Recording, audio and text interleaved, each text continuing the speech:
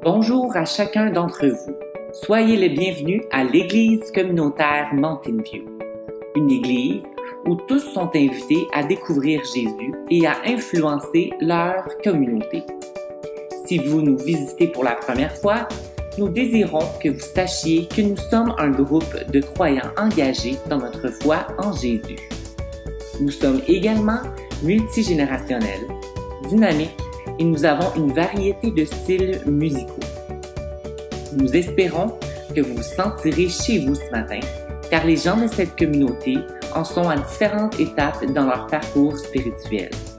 Nous sommes simplement une grande famille animée du désir que chacun puisse être rencontré dans ses attentes spirituelles.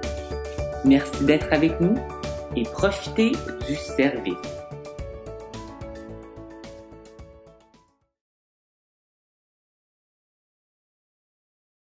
Bon matin tout le monde, on espère que vous allez bien, on espère que vous avez passé une super semaine, on a passé une belle semaine. Oui. On est content de vous amener la louange ce matin, on espère aussi que vous allez être réceptifs à la louange, que vous allez entrer dans la présence du Seigneur, on espère que vous allez méditer, peu importe ce que vous avez besoin, si vous avez besoin d'être guéri, si vous avez besoin de prière, si vous avez besoin de prendre une décision, ben le Seigneur est avec vous, puis priez et louez le Seigneur, puis il va vous indiquer quoi faire. Amen. Amen.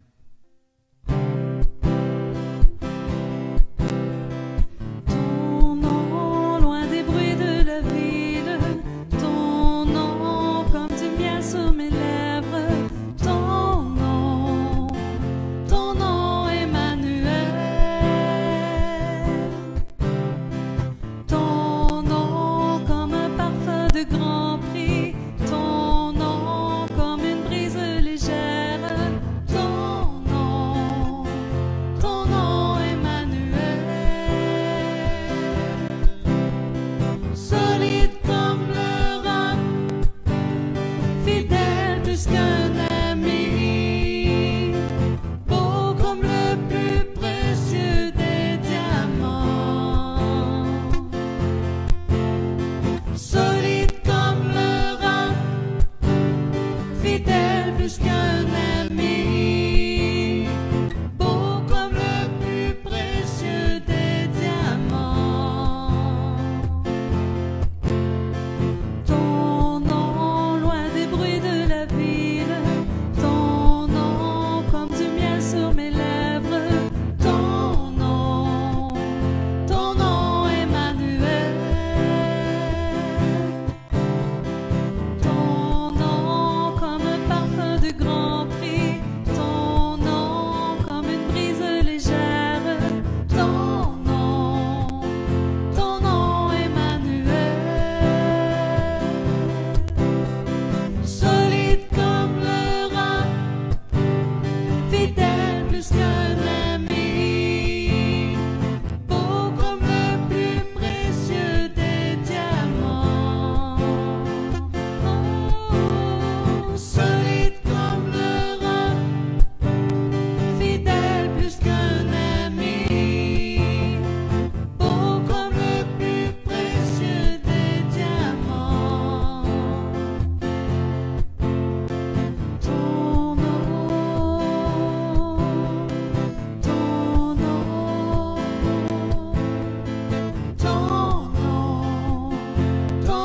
Emmanuel.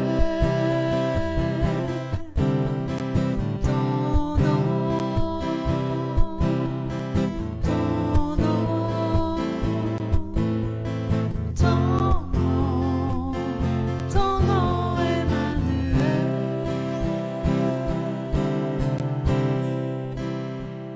Alléluia, oui, le Seigneur est solide comme le roc, il est fidèle, bien plus qu'un ami qu'on peut avoir, il est précieux comme un diamant, son nom est au-dessus de tout nom, c'est pourquoi il faut l'exalter, et c'est agréable d'exalter le Seigneur. Alléluia, Jésus, Seigneur Dieu puissant. Exalté, tu seras toujours exalté.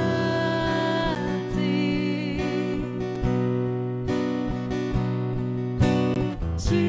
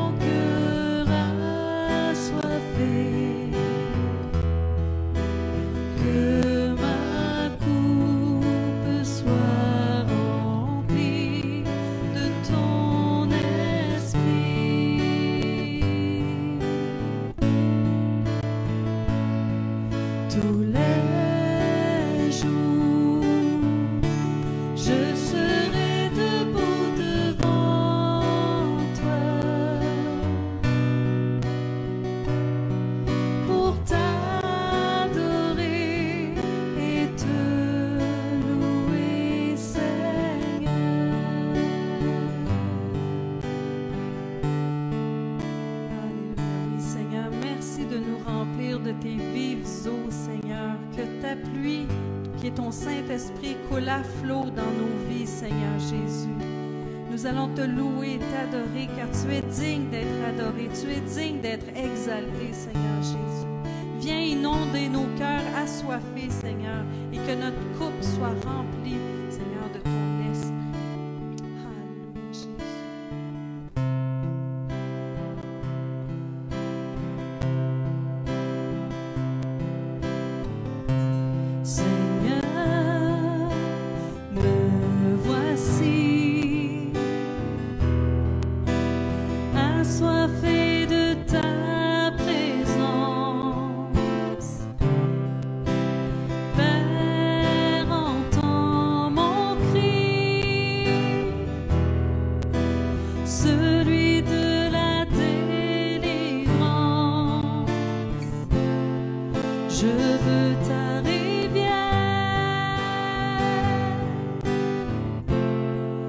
Je veux ton amour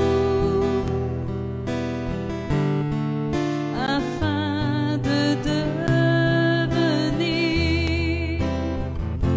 semblable à toi, que ma coupe déborde, que mon cœur soit rempli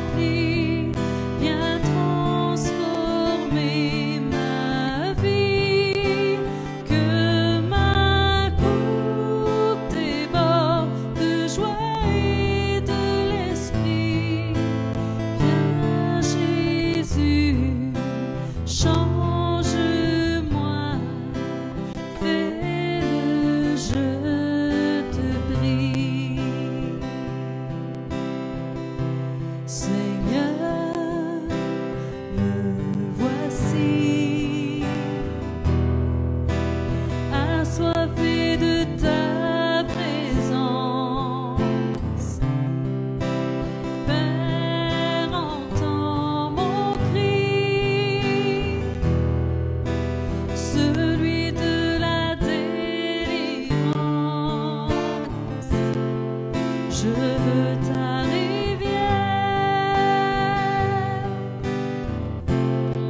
je veux ton amour, afin de devenir semblable à toi, que ma coupe déborde, que mon cœur soit rempli, viens transformer ma vie, que ma coupe déborde de joie et de l'esprit, viens Jésus, change-moi, fais-le, je te prie, que ma coupe déborde, que mon cœur soit rempli, viens transformer ma vie, que ma coupe déborde de joie et de l'esprit, viens Jésus, change-moi, fais-le, je te prie. Viens Jésus, change-moi, fais-le, je te prie.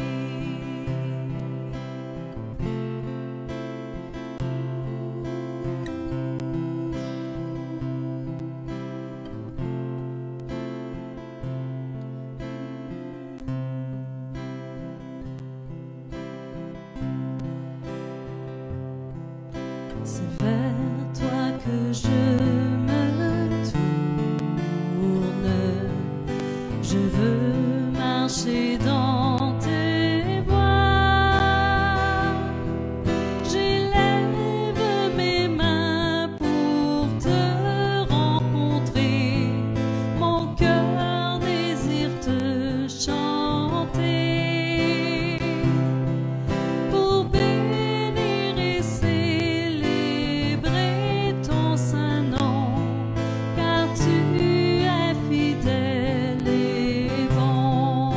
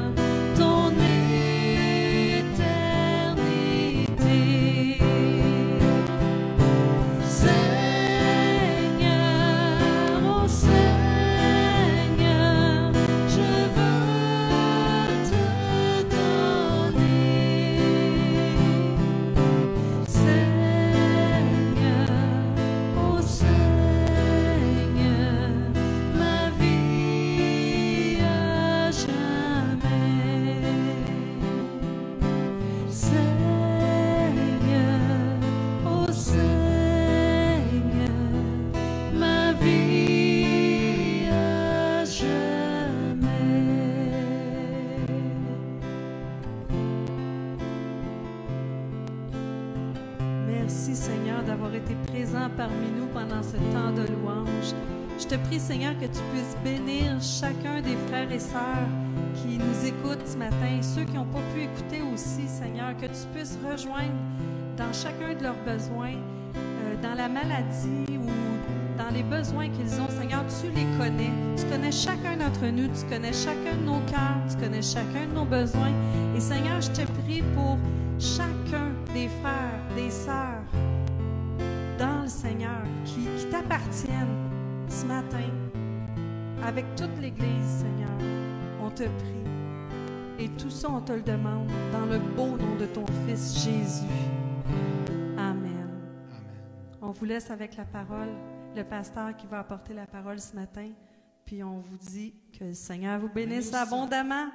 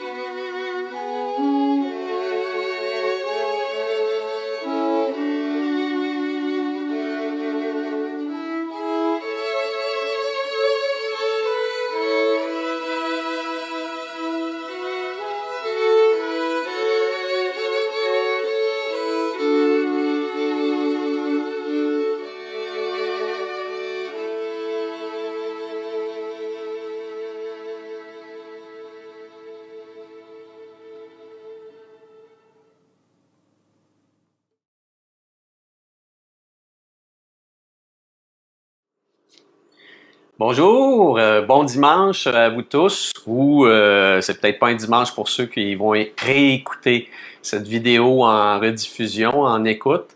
De toute façon, bienvenue à l'Église communautaire Mountain View. Et c'est vraiment un plaisir pour moi de pouvoir prendre la parole ce matin, de vous faire un partage concernant une des vérités de la parole de Dieu. Évidemment, qui passe à travers une personne qui est moi-même ce matin. J'ai un partage à vous faire, évidemment en association, en lien avec ce qu'on vit ces temps-ci, depuis quelques mois, évidemment associé à la pandémie. Déjà en voyant, vous voyez sur mon écran une image qui évidemment nous fait penser au coronavirus et puis à ce qu'on appelle également peut-être une forme d'organisation, de complot qui serait fait, dirigé par évidemment tous ceux qui contrôlent à la fois la monnaie, les gouvernements, les pouvoirs, etc. Et puis qui aurait mené finalement à la crise qu'on vit, qu'on expérimente, et puis aux lois, aux règles qui sont associées à ça. Plus récemment, au moment où moi je vous parle, là, le règlement obligeant, par exemple, le port du masque, etc. Évidemment, ça crée des réactions parmi toute la population. S'il n'y a rien de très plaisant à se faire limiter dans sa liberté, nous sommes un peuple démocratique. L'Occident fonctionne sur la base des droits individuels, beaucoup depuis la Deuxième Guerre mondiale. Et il y a des droits individuels, il y a des protections qui ont été accordées aux citoyens, et il y a eu beaucoup de luttes pour ça. Et on sent en tout cas que ce qui se passe présentement à cause du virus, de la présence du virus, de la contamination, etc., on aperçoit évidemment cela dans notre vie sociale, que les restrictions au niveau des droits individuels apparaissent de plus en plus, évidemment associées à la santé de ceux qui spécialement sont plus fragiles. Hein. On a vu ici au Québec, pendant le gros de la crise, au mois d'avril, au mois de mai, comment le taux de mortalité, surtout chez les personnes aînées, a été épouvantable. Alors donc, bref, tout ça pour en revenir à la réflexion que j'aimerais faire avec vous, c'est sûr que quand on voit ça, quand on voit que notre démocratie moderne, basée sur les droits individuels, sur la protection du citoyen, est en quelque sorte ébranlée par des obligations qui sont maintenant émises par le gouvernement, c'est vrai que ça crée énormément d'inquiétudes, de questionnements, tellement que certains traversent la ligne et remettent en question la réalité de tout cela, pensant que il y aurait dans cette situation-là de la pandémie avec le virus, il y aurait une sorte d'orchestration, une organisation qui ferait en sorte que finalement la société moderne se dirigerait vers de nouvelles dictatures, se dirigerait vers un pouvoir totalitaire. Chez les chrétiens plus spécialement, parce que bon, si vous m'écoutez, vous êtes chrétien probablement, en tout cas je présume que oui. Chez les chrétiens, ça va s'assortir, il va y avoir un élément supplémentaire qui va s'ajouter à l'inquiétude de la perte des droits individuels, c'est toute la notion de fin des temps. Parce que depuis un petit peu plus qu'un siècle, dans le monde évangélique, plus spécialement protestant, il y a toute cette branche de l'étude de la Bible qu'on appelle l'eschatologie, un beau grand mot qui veut simplement dire l'étude des temps derniers, l'étude de la fin des temps.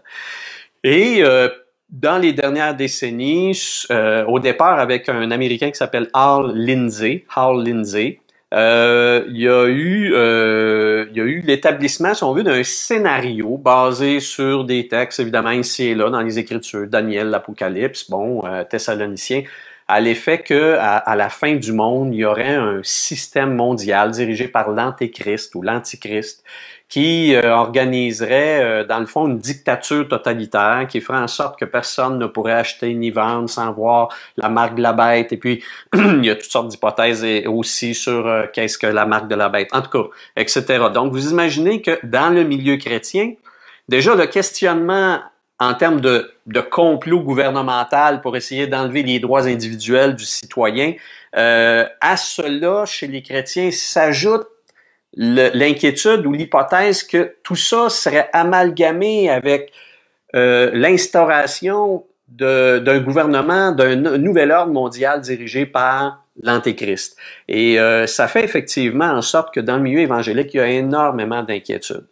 J'ajouterais à cela que dans le rapport avec le gouvernement présent, il est fréquent chez les chrétiens également de constater évidemment que les gouvernements sont marqués par le mensonge, les mensonges, le désir de contrôle. Hein, tout patron, de toute façon, tous ceux qui ont du pouvoir à un moment donné, hein, veulent exercer ce pouvoir-là. Il y a une sorte d'hégémonie qu'on veut faire, et puis on se dit, ah, ben le monde qui ne sont pas chrétiens, les gens qui n'ont pas Jésus dans leur vie, ceux qui ne connaissent pas hein, la vie de Dieu, la justice de Dieu, etc.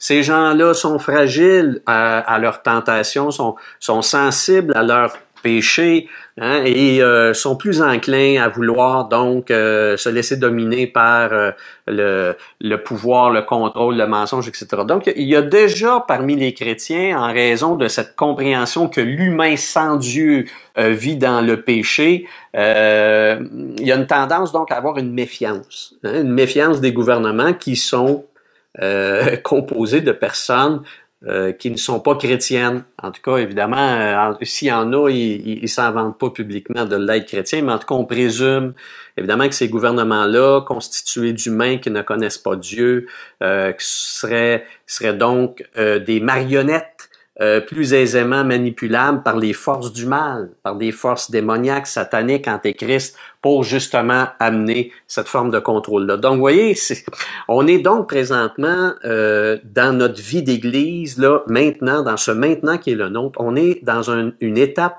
où les chrétiens ont de la peine à avoir une relation sereine, paisible avec les gouvernements. Alors, j'aimerais ça ce matin qu'on puisse réfléchir à tout ça avec la parole de Dieu, si vous me permettez.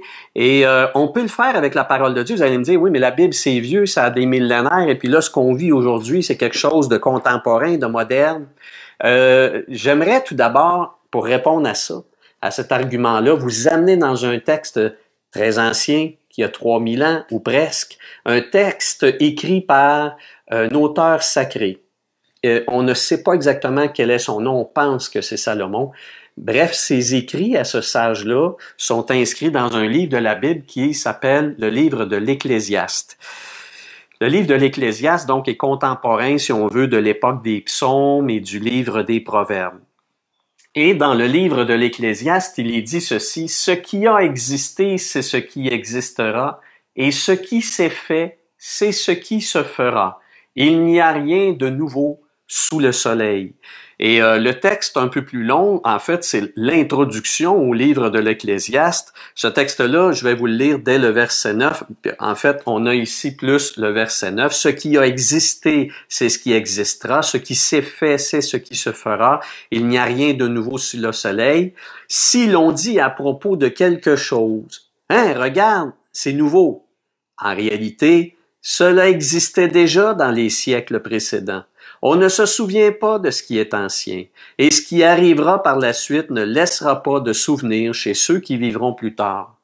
Et vous voyez, donc, on a un homme ici qui a écrit à une époque, on parle il y a 3000 ans, où lui-même pouvait se tourner vers son passé à lui, encore beaucoup plus loin, et constater finalement que ce qui s'était déroulé dans les temps anciens se reproduisait régulièrement dans l'histoire humaine. Et que finalement, il n'y avait rien de nouveau sous le soleil, hein, selon justement l'expression consacrée du livre de l'Ecclésiaste. Où est-ce que je veux vous amener avec ça? C'est que si on peut parler d'un gouvernement mondial, parce que c'est l'inquiétude, évidemment, un nouvel ordre mondial, un gouvernement qui contrôlerait l'économie, qui contrôlerait les lois, et surtout, un gouvernement qui contrôlerait la religion ou les religions. Or, il y a ceci d'intéressant et c'est très important. Comme dit l'Ecclésiaste, il n'y a rien qui se produit dans notre maintenant qui ne s'est produit auparavant. Un gouvernement de cette sorte-là, il y en a eu un. Et c'est un gouvernement qui a duré pendant des siècles. Il a duré pendant des siècles, mais spécialement, il a été dans une forme extrêmement puissante à l'époque même de Jésus. Et j'aimerais donc, évidemment, vous introduire le gouvernement de l'Empire romain. L'Empire romain, à l'époque de Jésus, en Palestine, ce qu'on appelle Israël, les Romains l'avaient rebaptisé la Palestine, C'était un gouvernement qui était tout à fait totalitaire. C'était un ordre mondial. On l'appelait la Pax Romana, c'est-à-dire la paix romaine. Pourquoi y avait-il une paix romaine partout dans tout le bassin méditerranéen? Tout simplement parce que l'armée romaine s'était écrasée, littéralement assis sur tous les pays et tous les gouvernements régionaux, locaux, nationaux. Et en fait, l'armée romaine empêchait quiconque de bouger, de penser ou de faire quoi que ce soit. Et on appelait ça la paix romaine. Hein, on l'a, tu sais, c'est, en fin de compte, c'est le gouvernement romain qui tenait chacun à la gorge. Et c'était extrême, hein, parce que même les religions étaient contrôlées. On se devait dans chaque pays, et cela même en Israël, on devait honorer César non seulement comme un prince, un roi, un empereur, on devait même l'adorer comme étant un dieu. De fait, on devait lui offrir, même à Jérusalem, des sacrifices quotidiens. Quotidiennement, dans des temples consacrés à Jupiter, etc., dans la ville très sainte du judaïsme, on devait offrir des sacrifices à César. Alors imaginez-vous, là, on fait face à un gouvernement, dans le fond, qui représente finalement ce que certains, dans leur hypothèse apocalyptique, hein, définissent comme un nouvel ordre mondial avec un antéchrist qui contrôlerait toutes les lois, toute l'économie. On ne pourrait acheter ni vendre sans une marque, une autorisation qui contrôlerait même la foi des chrétiens, etc. Eh bien, cette inquiétude-là, cette hypothèse-là a déjà eu lieu, c'est déjà accompli, effectivement, et c'est au milieu de cette période où Jésus est venu parmi les hommes. Le gouvernement romain, évidemment, comme je vous le disais auparavant, exerçait sa puissance spécialement par son armée. C'était une armée qui avait su exploiter l'intelligence, par exemple, de l'Empire grec auparavant, qui avait conquis avant Rome tout ce monde-là antique. Et puis, l'armée romaine avait en fait un mot d'ordre, c'était cruauté. Alors, la cruauté pouvait même être exercée envers ses propres soldats. Si une cohorte romaine au sein d'une bataille s'était battue et qui avait remporté la victoire, si le centurion ou si une autorité de l'armée considérait que oui, on a gagné, mais l'effort n'était pas là, il pouvait décider de massacrer un certain nombre de ses propres soldats, juste pour donner un exemple. Alors, vous imaginez une armée qui est aussi cruelle envers ses propres serviteurs, comment cette armée-là peut l'être envers ceux qui ne sont pas des soldats romains. C'était épouvantable. D'autant que les soldats romains n'étaient pas très bien payés. En fait, c'était une maigre pitance qu'ils recevaient de l'État de Rome. Ils n'avaient comme argent que ce qu'il fallait pour l'alimentation quotidienne. Alors, vous allez me dire pourquoi on s'enrôlait dans l'armée. C'est qu'il y avait toujours le rêve, si tu servais au bout de 25 ans, le gouvernement te promettait de recevoir un lopin de terre et puis une petite pension tranquille. Alors, évidemment, très peu de soldats romains se sont rendus jusque-là. Mais tout ça pour vous dire que ce faible paiement du soldat romain et même dégradé faisait en sorte que les soldats ne rataient aucune occasion pour piller, pour voler, pour entrer dans des maisons, pour saccager et s'emparer du bien de n'importe quel citoyen. Donc, c'était vraiment un joug, un poids épouvantable. Pour le peuple de Dieu de la Première Alliance, le peuple juif, c'était horrible. C'était il considérait pour certains cela comme étant un châtiment, un deuxième châtiment après celui de Babylone. C'était un deuxième châtiment qu'Israël éprouvait. Et comme je vous disais tout à l'heure, Jésus est arrivé au milieu de cela. Bon, tout ça pour vous dire ce matin, vous dire, mais où est-ce qu'il s'en va? Je voudrais vous dire ce matin que le peuple de Dieu à l'époque, le peuple de Dieu à ce moment-là, c'est Israël. On est toujours dans la Première Alliance, même quand Jésus apparaît. Or, dans le peuple de Dieu, face à cet empire-là hégémonique, un empire qui était totalitaire, on a vu apparaître 4 formes de mouvements. En tout cas, j'aimerais vous parler de 4 sortes de réactions religieuses, 4 sortes de réactions religieuses, voire même appuyées par des textes de la Bible, face à l'envahisseur. Et ces réactions-là religieuses, sociales de l'époque, nous instruisent sur, finalement, sur les attitudes même qu'aujourd'hui les chrétiens, le peuple de Dieu de la Nouvelle Alliance peut avoir face au gouvernement. Le gouvernement présent, même qui, avouons-le, n'est pas totalitaire, mais quand même, ces temps-ci qui mettent en place des lois qui enlèvent ou qui restreignent un peu nos droits individuels. Bon, bref, quelles étaient ces réactions? Je voudrais vous parler tout d'abord du groupement des zélotes, où leur groupe semblable qui s'appelait les Sicaires. Les Zélotes, eux, en fait, leur objectif, c'était combattre le gouvernement romain. Combattre le gouvernement romain parce que pour eux, c'était un gouvernement d'impies. C'était un gouvernement de pécheurs. C'était un gouvernement qui était anti-Israël, un gouvernement qui était anti-Dieu, anti-alliance de Dieu. Et eux, cette conviction-là, elle fait que le gouvernement est un gouvernement païen, c'est un gouvernement anti-peuple de Dieu. Ça les menait vraiment à prendre les armes et à faire un combat direct. On parle ici là, vraiment de combat face à face, évidemment, puisqu'ils étaient peu nombreux, les Zélotes, ils agissaient vraiment comme des guérillas. Hein. C'était une guérilla, c'est-à-dire on travaillait de nuit, on ciblait des secteurs où allait passer une petite troupe romaine, on s'attaquait à eux. Mais le principe est celui-là. Jamais nous n'allons accepter une forme de domination gouvernementale qui n'est pas celle de Dieu. Il faut que ce soit le gouvernement qui est réglementé, régimenté par un roi divin, un roi tel que David, pour qu'on puisse l'accepter. Pour le reste, on combat. Donc ça, c'était l'attitude des zélotes. Jésus avait d'ailleurs un zélote parmi ses 12 apôtres, mais on en reparlera. Un autre groupe, c'est fascinant, je montre ici les vestiges d'une communauté qui a été trouvée dans le désert tout près de la mer Morte, et on les appelle les Esséniens. C'est là qu'on a trouvé d'ailleurs les manuscrits qu'on appelle les manuscrits de la mer Morte. Les Esséniens, eux, leur logique était celle-ci: parce que le monde est soumis au mal et au péché, parce qu'Israël n'est pas dans son état divin, c'est-à-dire il n'y a pas de roi institué par Dieu comme David, etc., eh bien, qu'est-ce qu'on fait? On prend nos clics et nos claques et on se retire, ceux qui connaissent Dieu, qui aiment Dieu, qui veulent suivre la loi de Dieu, on se retire, on décroche, on s'isole. Et là, on va vivre, dans le fond, en autarcie, on va vivre en groupe fermé, et comme ça, on va pouvoir contrôler, nous, ce qu'on aime vivre, etc. Puis on se retire tellement à un tel lieu, puis à un tel endroit, que le gouvernement n'a plus aucun effet sur nous. Donc, l'idée, c'est l'isolation, les Esséniens. Il y avait ça à l'époque de Jésus. Jésus, on n'entend pas parler des Esséniens dans les évangiles. Pourquoi? Parce qu'ils étaient super bien isolés, on se comprend. Un autre groupe, vous les connaissez mieux, ceux-là, ce sont les pharisiens.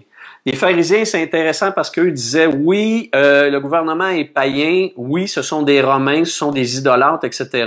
Cependant, nous, on est en Israël, on est responsable par rapport au peuple, nous sommes comme des bergers auprès de brebis égarées.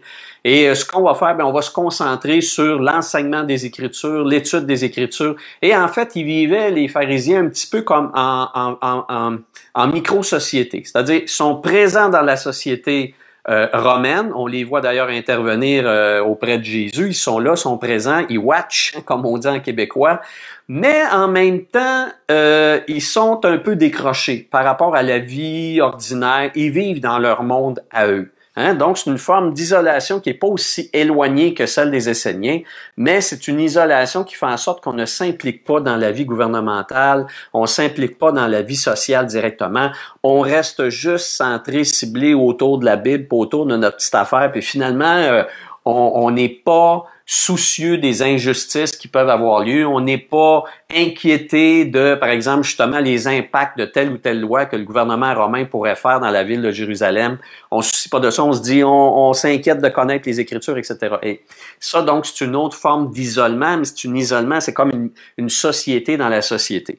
Et enfin, un dernier groupe, évidemment, que vous connaissez aussi parce qu'on en parle dans les évangiles, ce sont les Sadducéens ou les Hérodiens. En fait, eux, évidemment, ils étaient amalgamés avec la politique. Eux se disaient, c'est les Romains présentement qui dirigent. Si on veut avoir accès au pouvoir, si on veut pouvoir avoir un impact sur le peuple d'Israël, il faut absolument s'acoquiner avec l'autorité romaine. Et puis, on va le faire aussi loin qu'on peut le faire pour prendre des décisions. Et évidemment, c'est ce qui a fait en sorte que ces chefs religieux-là, sadducéens, qui faisaient du copinage, en tout cas qui discutaient en termes de pouvoir et de tractation législatives, évidemment, sont intervenus auprès des Romains pour demander l'assassinat, ni plus ni moins, de Jésus. Donc, voyez qu'à l'époque de Jésus, finalement, il y avait toutes ces réactions-là face à l'autorité romaine. Or, moi, ce que j'aimerais vous parler ce matin, c'est de la réaction de Jésus Quelle était la réaction de Jésus vis-à-vis de l'autorité romaine? Or, on sait que des pharisiens et des sadducéens se sont ligués ensemble pour aller voir Jésus et le confronter face à cette grande question de son époque, qui était justement celle de savoir qu'est-ce qu'on doit faire avec l'autorité romaine. Est-ce qu'on doit pactiser avec l'autorité romaine? Est-ce qu'on doit s'y soumettre jusqu'à payer les taxes et les impôts? Ou sinon, dire non, on est fidèle à Israël, on est fidèle au plan de Dieu, au gouvernement de Dieu, puis il n'y aura pas de lien entre nous, entre cette autorité-là dirigée par des hommes sans Dieu et nous qui sommes le peuple de Dieu, etc. Alors, on lui a posé la question, on l'a dans le texte, je vous amène dans le texte de Luc, chapitre 20, verset 20 à 26, vous allez la voir qui apparaît à l'écran. De fait, c'est assez intéressant parce que ça, c'est une situation qui a été écrite, qui a été rapportée par les trois premiers évangélistes, Matthieu, Marc et Luc, rapportent cet événement-là. C'est donc un événement capital très important. Luc, chapitre 20, versets 20 à 26. Ils se mirent à observer, on parle des autorités religieuses juives, là ici, les Sadducéens, les pharisiens, les Hérodiens, ils se mirent à observer Jésus et ils envoyèrent des hommes qui faisaient semblant d'être des justes pour le prendre au piège de ses propres paroles, afin de le livrer au pouvoir et à l'autorité du gouverneur. Parce qu'eux, ils présumaient que probablement Jésus étant un rabbin, et se prétendant le Messie, donc l'héritier de David, du roi David, ils se disaient, on va le confronter à une position où on va l'obliger finalement à se mettre en porte-à-faux, c'est-à-dire en opposition avec le gouvernement romain. Et dès que Jésus donc va déclarer que non, c'est le gouvernement de Dieu qui compte, et puis le gouvernement romain, on n'a pas affaire avec ça, c'est un gouvernement païen, on va donc à ce moment-là avoir des preuves qu'il est un rebelle à l'armée romaine, et on va finalement le livrer aux autorités. Donc, ils lui posèrent cette question. « Maître, nous savons que tu parles et enseignes avec droiture et que tu ne tiens pas compte de l'apparence, mais que tu enseignes le chemin de Dieu en toute vérité. » Donc, on commence par l'adoucir. « Nous est-il permis, oui ou non? » Donc, la question est claire ici. Ils ne veulent pas de zone grise. Ils veulent pas que Jésus dise « ben, ça dépend ». Ils veulent pas cette réponse-là. Donc, ils vont dire à Jésus « Est-il permis, oui ou non? » Oui ou non, de payer l'impôt à l'empereur. Jésus discerna leur ruse et leur répondit, « Pourquoi me tendez-vous un piège? Montrez-moi une pièce de monnaie. » Alors il prend la pièce de monnaie et dit, « De qui porte-t-elle l'effigie et l'inscription? » « De l'empereur, répondirent-ils. Alors Jésus leur dit, « Rendez donc à l'empereur ce qui est à l'empereur, et rendez à Dieu ce qui est à Dieu. » Ils ne purent pas le prendre en défaut dans ce qu'il disait devant le peuple. Étonnés de sa réponse, ils gardèrent le silence. Et ça nous a donné même une expression qui est même courante, qui est dans le dictionnaire, dans les proverbes, « redonner à César ce qui est à César ». Mais évidemment, on a coupé la deuxième partie de l'énoncé de Jésus, « et à Dieu ce qui est à Dieu ». Et nous donc, ce qu'on voit dans la réponse de Jésus face à un gouvernement qui est un gouvernement anti-foi chrétienne, on peut dire anti-chrétien, on aurait pu dire presque à ce moment-là. Jésus dit, il faut offrir à chacun ce qui lui est dû, un point c'est tout. Ce qui est dû au gouvernement, tu lui donnes. Et ce qui est dû à Dieu, tu le lui donnes aussi. Alors Jésus, vous savez, en effet, il n'est pas ici en train d'opposer la foi chrétienne, le témoignage chrétien à la conception païenne du monde. Il n'est pas en train d'opposer ces deux éléments-là, de dire, d'une part, il y a ce qui est au gouvernement, d'autre part, il y a de ce qui est à Dieu, etc. Puis bon, on fait chaque chose dans son domaine, etc. Pas du tout.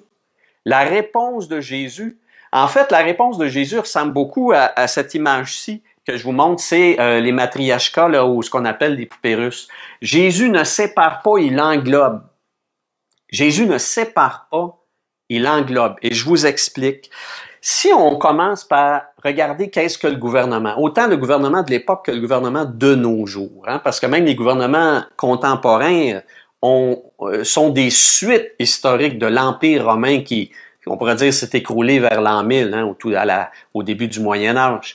Et les gouvernements, par la suite, ont reproduit ce que l'Empire romain avait réussi à installer. C'est un empire extraordinaire qui a duré 1000 ans. Alors, qu'est-ce qu'un gouvernement? Un gouvernement, c'est ce qui gère les lois, hein, le côté législatif, les tribunaux, le côté judiciaire, les taxes, les impôts, tout l'aspect d'administration, et on peut ajouter, pour notre époque à nous, les services. Alors ça, c'est le gouvernement. Le gouvernement comprend tous ces éléments-là, hein, comme une petite matriarche, là, comme une petite poupée russe qui contiendrait ces éléments-là. Donc, Jésus dit au gouvernement, à ses autorités à lui, à ce qu'il doit gérer, nous, on doit, en quelque sorte, si on peut dire, se soumettre, lui rendre ces choses-là. Mais cependant, Jésus dit, il faut donner à Dieu ce qui est à Dieu. Qu'est-ce qui est à Dieu? T-O-U-T. Qu'est-ce qui est à Dieu? Tout. Tout est à Dieu. Et c'est là, donc, qui est intéressant de constater que Jésus, finalement, n'oppose pas la soumission à Dieu à la soumission du gouvernement. Jésus montre tout simplement que la soumission au gouvernement, elle est incluse dans la soumission à Dieu. Et le croyant, lui, en fait, dans tout ça, qu'est-ce que le croyant fait? Eh bien, lui, le croyant, celui qui appartient à Jésus, à Dieu, se soumettre à la loi de Dieu, ça correspond à quoi? À aimer Dieu et aimer son prochain. Hein? C'est ça qui est dit. Toute la loi de Dieu se résume en ces deux commandements. Tu aimeras le Seigneur ton Dieu de tout ton cœur, toute ta pensée, toute ta force et tout ton esprit. Et tu aimeras ton prochain comme toi-même. Et ça, dans le Nouveau Testament, dans la Nouvelle Alliance, Jésus l'a établi, que se soumettre à Dieu, c'est se soumettre aux lois d'amour.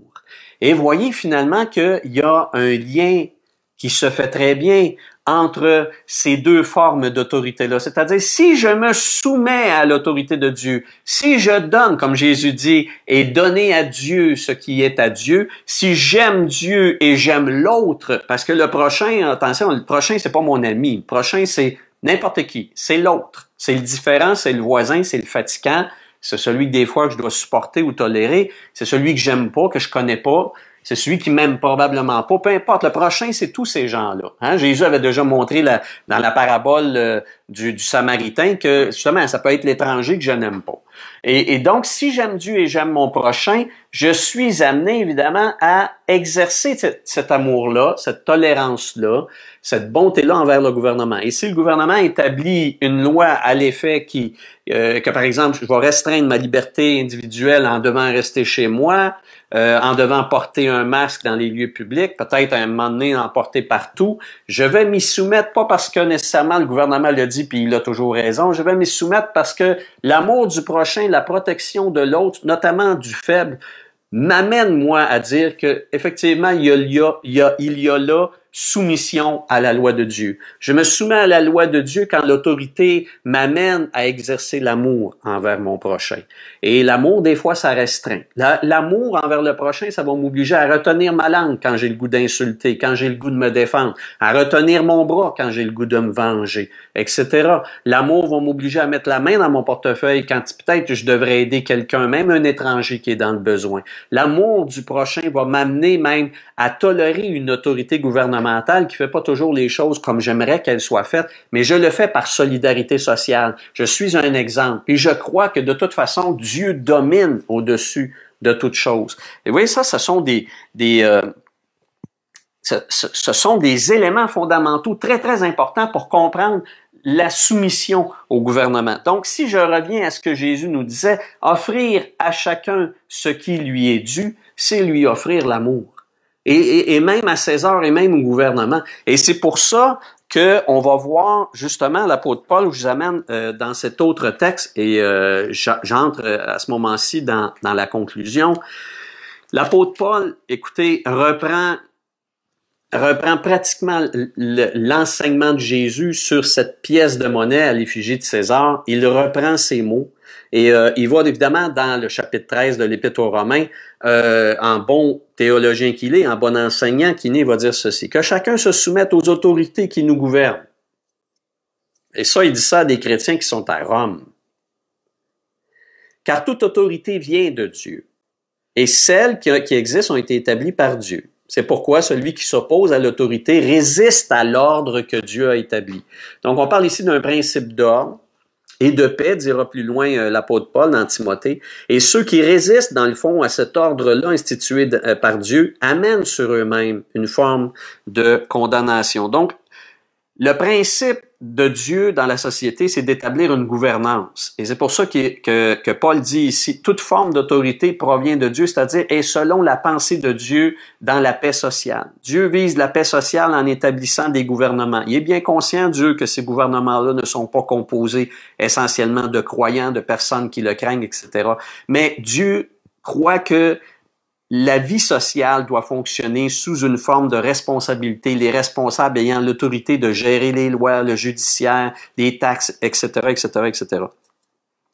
Alors, rendre aux autorités gouvernementales ce qui leur est dû, c'est travailler à la paix sociale. C'est justement être des exemples pour les chrétiens, pour le croyant, pour le peuple de Dieu de l'époque de Jésus, on parle d'Israël ou d'aujourd'hui, c'est d'être un exemple de tout ce qui peut apporter l'amour, le soin du prochain et même du plus faible.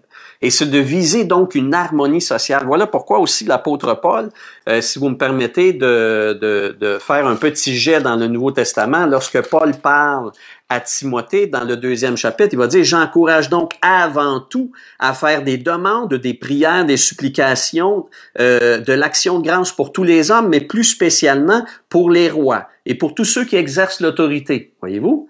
Parce qu'il dit « Afin que nous puissions mener une vie paisible et tranquille, en toute piété et en tout respect. Voilà ce qui est bon et agréable devant Dieu, notre Sauveur, lui qui désire que tous les hommes soient sauvés et parviennent à la connaissance de la vérité. » Donc, Paul dit à Timothée, et donc aux chrétiens même qui lisent cette parole-là, que la responsabilité, ce qui est dû au gouvernement et à César, de la part du croyant, ce qui est dû, c'est de prier pour ces autorités-là, d'intervenir dans la paix et de faire en sorte que la vie sociale se passe toujours dans une liberté de témoignage. Et puis, cette liberté-là que le peuple de Dieu a, évidemment, à témoigner, à parler de Jésus autour, c'est la liberté essentielle.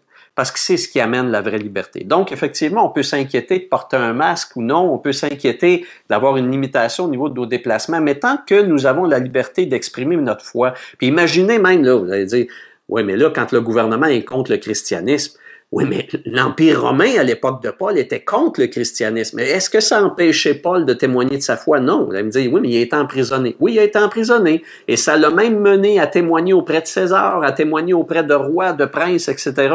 et de mettre sa cause. Vous allez dire, oui, mais là, il est mort, ils ont tranché la tête. Oui, mais tous les témoignages et les lettres qu'il a écrites, même en étant en prison, tout ça, ça n'a pas empêché l'œuvre de Dieu. Alors, vous voyez, c'est intéressant. Dieu travaille malgré tout à l'intérieur de gouvernements qui sont réfractaires à l'Évangile. Dieu dit, persistez, continuez, priez pour ces gens-là, mais ne vous empêchez pas de témoigner de votre foi. Et puis, donc, vous voyez, c'est de ne pas entrer en concurrence, en compétition, en opposition, en prétention de complot, etc., etc. Et vous voyez, donc, je voudrais terminer par cette pensée-là. Vous voyez, le royaume de Dieu, nous dit Jésus finalement, n'est pas un contre-projet anti-gouvernement des hommes. Si ça avait été le cas, Jésus l'aurait dit à ce moment-là, lorsqu'on lui a posé la question, est-ce qu'on doit se soumettre aux lois de César? Est-ce qu'on doit lui donner notre argent, nos biens? Est-ce qu'on doit tolérer tout ça? Jésus dit, rendez à César ce qui est sous son autorité. Et si c'est sous son autorité qu'on doit payer les taxes et les impôts, on va le faire. D'ailleurs, vous voyez, Paul dans Romains 13, je vous lisais Romains 13, vous voyez, il termine le texte en disant, vous devez payer les impôts. Les magistrats sont des serviteurs de Dieu dans ce sens-là. Rendez à chacun, verset 7, ce qui lui est dû. L'impôt à qui vous devez l'impôt. On croirait voir Paul avoir en main le manuscrit de l'Évangile de Luc, en train de citer Jésus lui-même. Rendez à chacun ce qui lui est dû. Il cite Jésus. Rendez l'impôt à qui vous devez l'impôt, la taxe à qui vous devez la taxe, le respect à qui vous devez le respect, l'honneur à qui vous devez l'honneur, et enfin il termine, ne devez rien à personne, si ce n'est de vous aimer les uns les autres, car celui qui aime les autres a accompli toute la loi. C'est fantastique. Alors, vous voyez, le royaume de Dieu n'est pas un contre-projet anti-gouvernement des hommes. Il ne faut pas que les chrétiens tombent dans ce piège-là. Il ne faut pas que les chrétiens tombent dans le piège de penser que si on est du royaume de Dieu, il faut s'opposer à toute forme de manœuvre qui aurait le semblant ou la pointe d'une possibilité d'un ordre mondial, qu'il y a un ordre antichrist, donc je dois m'opposer à ça. On ne doit pas entrer dans ce dialectique-là. Imaginez Jésus à son époque, imaginez les pharisiens, imaginez les zélotes, même un des apôtres de Jésus. Lui, il était probablement pour ça de dire « Ah, Jésus va être le Messie, puis quand il va devenir roi, on va se sacrer à voler aux Romains. » Jésus n'était pas là-dedans du tout. Il n'était pas en opposition. Vous voyez, c'est pas un contre-projet, le royaume, parce que Dieu est au-dessus de tout. Jésus transfigure le citoyen par la conversion et l'Esprit Saint pour que cet être-là, renouvelé, régénéré, agisse selon la loi d'amour, dans la paix et la solidarité sociale. Et c'est comme ça que le royaume de l'Empire romain a été transformé. L'Empire romain n'a pas été transformé parce que les chrétiens se sont ligués ensemble contre lui, parce que les chrétiens ont formé une clique et se sont éloignés pour vivre à part, comme les Esséniens ont voulu le faire. Les chrétiens n'ont pas agi comme les zélotes ou les sicaires, n'ont pas agi non plus comme les pharisiens qui vivaient dans leur monde un peu à part dans la société, mais finalement en étant complètement décrochés, en se préoccupant plus de rien d'autre, sinon que juste d'avoir le nez dans les textes écrits, les textes des Écritures, où ils n'ont pas réagi non plus, comme les Sadducéens ou les Hérodiens qui finalement ont fait des compromis avec leur foi personnelle pour justement commettre même des actes injustes. Non, les chrétiens ont prié pour Rome. Les chrétiens ont prié pour les gouvernants. Les chrétiens ont témoigné aux magistrats, même pendant qu'ils étaient eux-mêmes accusés faussement, injustement, emprisonnés, torturés, brûlés sur la place publique. Comment les chrétiens ont-ils réagi? Ont-ils pris les armes contre Rome? Non, jamais. Les chrétiens ont continué à prier, les chrétiens ont continué à avoir la paix que Dieu domine toutes choses, que Dieu est souverain au-dessus de tout gouvernement, et parce que Dieu veut l'ordre social et la paix sociale, le chrétien doit travailler dans le sens de la paix sociale aussi. Si le chrétien aime son prochain, si le chrétien aime son Dieu, le chrétien sera un témoin, un signe de paix, un signe de solidarité sociale. Comme dit François d'Assise, « Seigneur, fais de nous des ouvriers de paix. Seigneur, fais de nous des ouvriers de paix. » Et je prie, en terminant, que la prière de François d'Assise soit la nôtre, qu'elle soit notre motto, que ce soit notre mot d'ordre.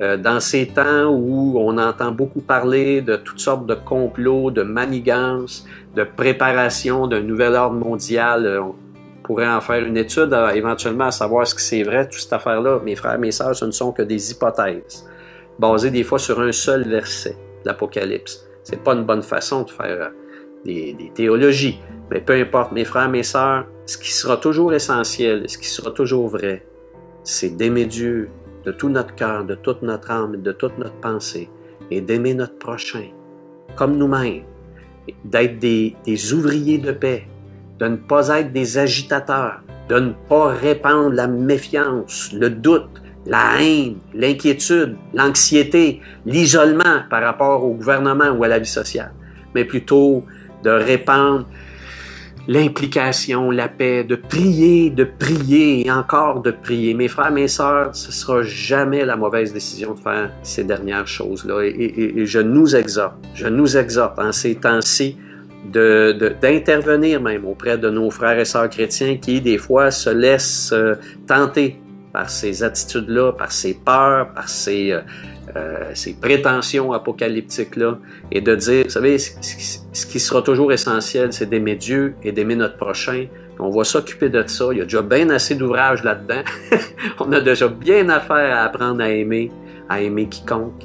Et finalement, concentrons-nous là-dessus. Prions pour nos gouvernements, aimons les gens, et nous répandrons la bénédiction de Dieu.